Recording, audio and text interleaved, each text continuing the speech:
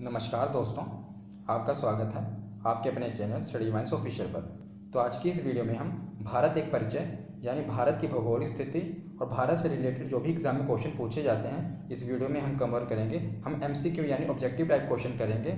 जिस क्वेश्चन पे लगता है कि थोड़ी डीप नॉलेज की ज़रूरत है मैं आपको साथ ही में कवर करा दूंगा। इस वीडियो में मैंने लूशन की जीके की बुक और जो स्पीडी की जीके की बुक है इन दोनों बुक्स में से क्वेश्चन को इकट्ठा किया और उसे एनालाइज करके मैंने इस वीडियो में कवर किया है। अगर आप एग्जाम की तैयारी कर रहे हैं किसी भी कॉम्पिटिशन की तो आपको पता ही होगा जो लूशन की जीके की बुक है और अगर स्पीडी की जीके की बुक हम इन दोनों को कवर कर लें तो इनसे बाहर जीके के क्वेश्चन होने की संभावना बहुत ही कम है।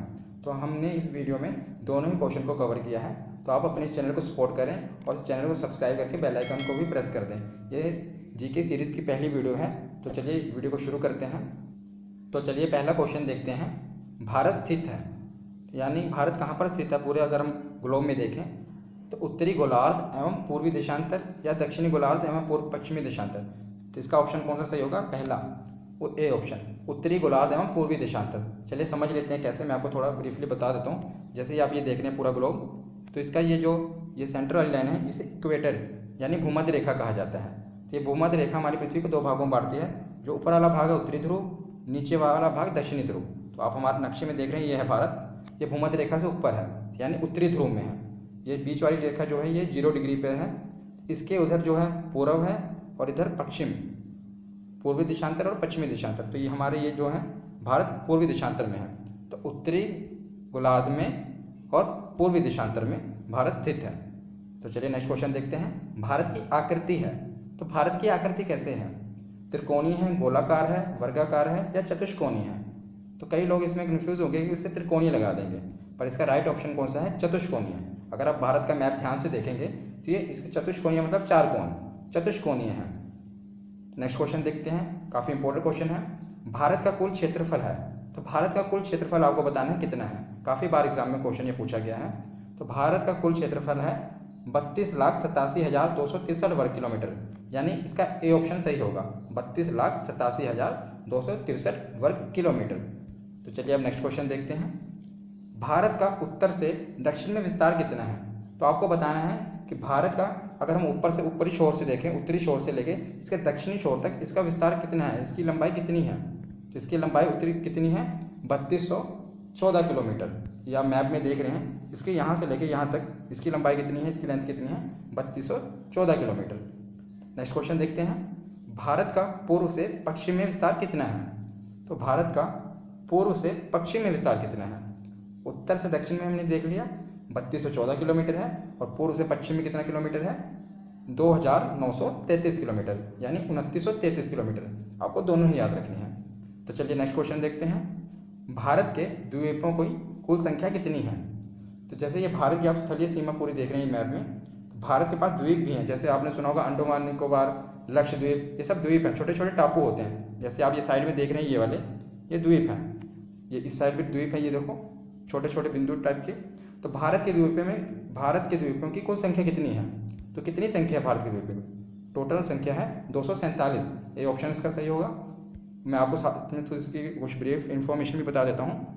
204 बंगाल की खाड़ी में है और 43 अरब सागर में। मतलब कि बंगाल की खाड़ी इस साइड, यहाँ पर 204 द्वीप हैं और इस साइड अरब सागर में कुल 43 यानी 43 द्वीप हैं। तो टोटल मिला के 247 द्वीप हैं भारत के। तो चलिए नेक्स्ट क्वेश्चन करते हैं। प्राचीन भारतीय भौगोलिक मान्यता के अनुसार भारतवर्ष किस द्वीप का अंग था? तो जैसे इस समय आधुनिक समय में भारत एशिया महाद्वीप का अंग है, ऐसे प्राचीन समय भी द्वीप हुआ करते थे। तो उस समय आपको बताना है कि भारतवर्ष किस द्वीप का अंग था? पुष्कर द्वीप, जम्बू द्वीप, कांच द्वीप या कुश द्वीप? तो इसका राइट आंसर होगा जम्बू द्वीप, यानी प्राचीन समय में भारत जम्बू द्वीप का अंग हुआ करता था।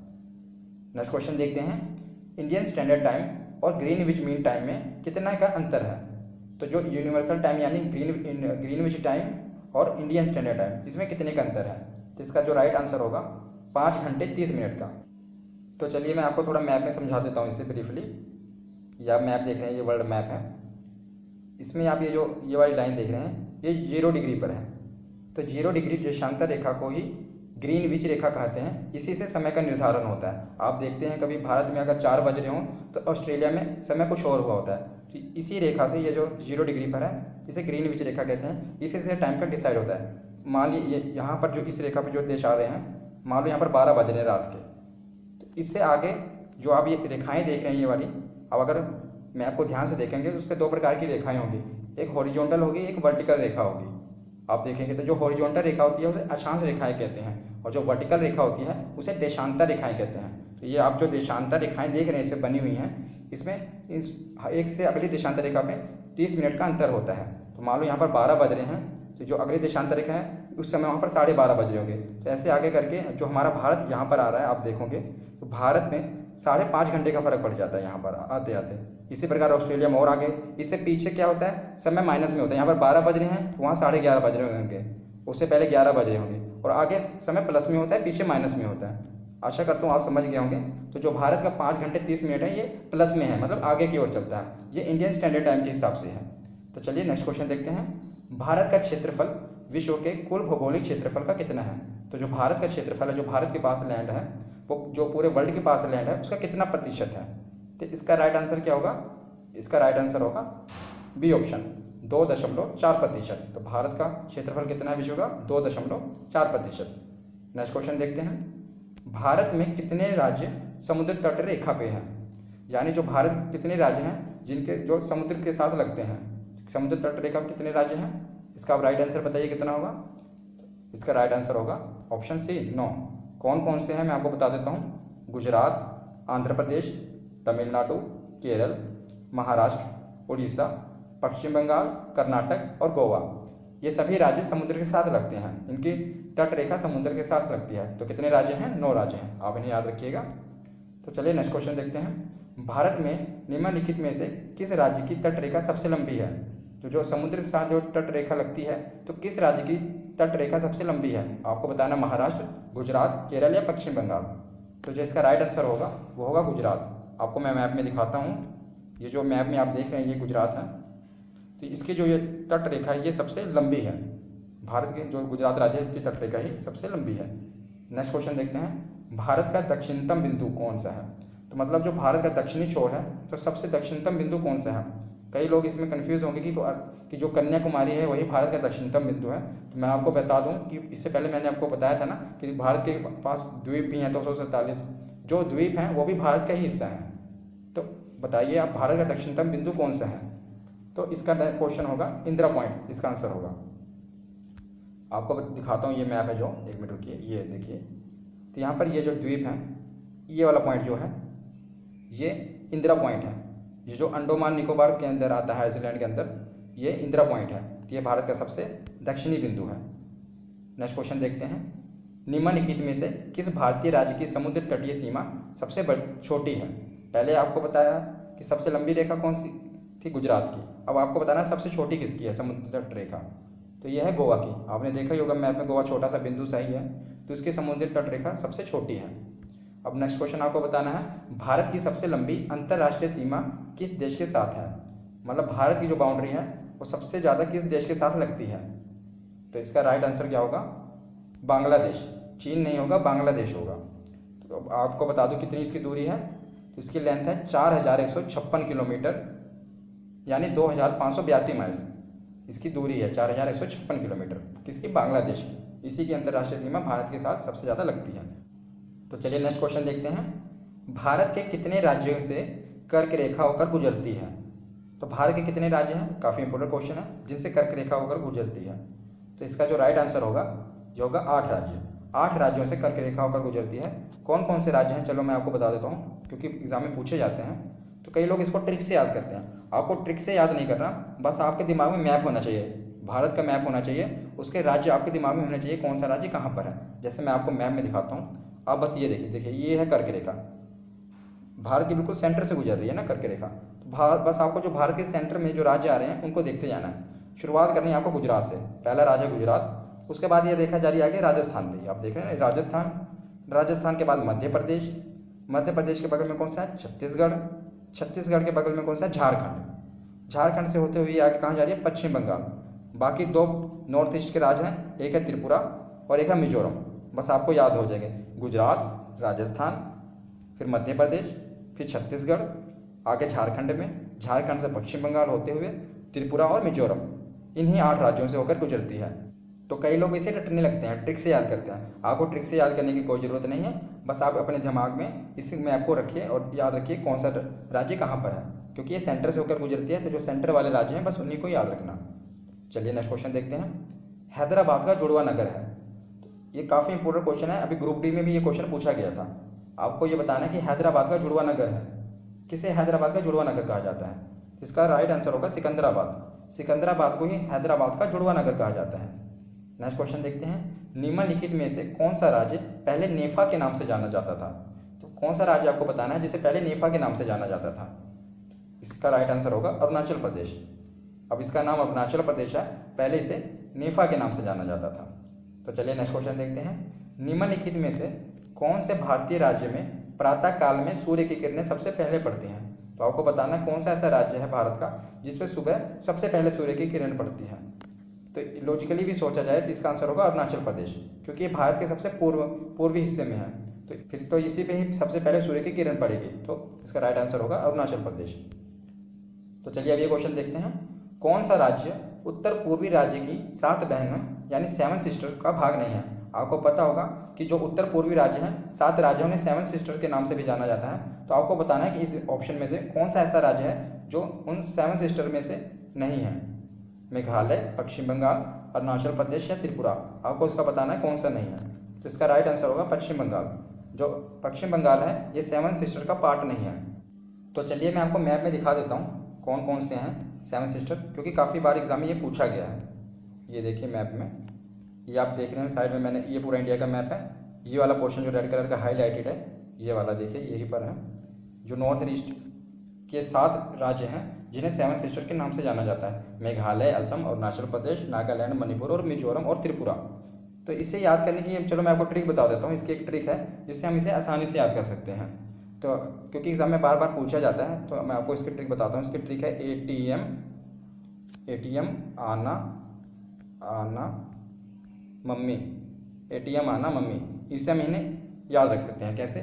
ए से आप याद रखेंगे असम, टी से आप याद रखेंगे त्रिपुरा, एम से आप याद रखेंगे मेघालय, उसके बाद बचा आना, तो आ से क्या याद रखेंगे अरुणाचल प्रदेश, ना से नागालैंड, एटीएम आना, माँ से क्या होगा फिर, माँ से होगा मणिपुर और मी से मिजोरम। एटीएम आना मम्मी, इसे हम ये जो है 7 सिस्टर, ये सभी सातों के सातों राज्यों को याद कर सकते हैं। ये इसके ट्रिक है ताकि आप भूलें ना। चलिए नेक्स्ट क्वेश्चन देखते हैं। भारत के किस राज्य में सर्वाधिक वन क्षेत्र हैं। तो आपको बताना है कि भारत के किस राज्य में सर्वाधिक वन क्षेत्र हैं। हर 2 साल के बाद इंडियन फॉरेस्ट रिपोर्ट आती है जिसमें हमें पता लगता है कि कहाँ पर वनों की बढ़ोतरी हुई, कहाँ पर कमी हुई, किस राज्य में सबसे अधिक है। तो यह 2 साल बाद आती है। 2017 में आई थी, फिर अभी 31 दिसंबर 2019 को भी आई हुई है, जिसको आपको बताना है। तो जो मध्य प्रदेश राज्य है इसमें भारत का सर्वाधिक वन क्षेत्र है। कौन सा आपको याद रखना है, मध्य प्रदेश। नेक्स्ट क्वेश्चन देखते हैं। भारत का सबसे प्राचीन पर्वत कौन सा है। तो भारत का सबसे पुराना पर्वत कौन सा है, और आपको बताना अरावली पर्वत है, हिमालय है, या कंचनजंगा, या काराकोरम पर्वत, कौन सा पर्वत है। तो इसका राइट आंसर कौन सा होगा, अरावली पर्वत। अरावली पर्वत जो कि राजस्थान में है, ये ऑप्शन, ये इसका राइट आंसर होगा। यही सबसे प्राचीन पर्वत है भारत का। तो नेक्स्ट क्वेश्चन देखते हैं। भारत का सबसे नवीन युवा पर्वत कौन सा है। तो जो सबसे युवा पर्वत है ये कौन सा है। इसका राइट आंसर कौन सा होगा, हिमालय। हिमालय भारत का सबसे नवीन युवा पर्वत है। नेक्स्ट क्वेश्चन देखते हैं। भारत की सबसे बड़ी जनजाति कौन सी है। तो भारत की सबसे बड़ी बात, आपको पता है भारत में बहुत सी जनजातियाँ पाई जाती हैं।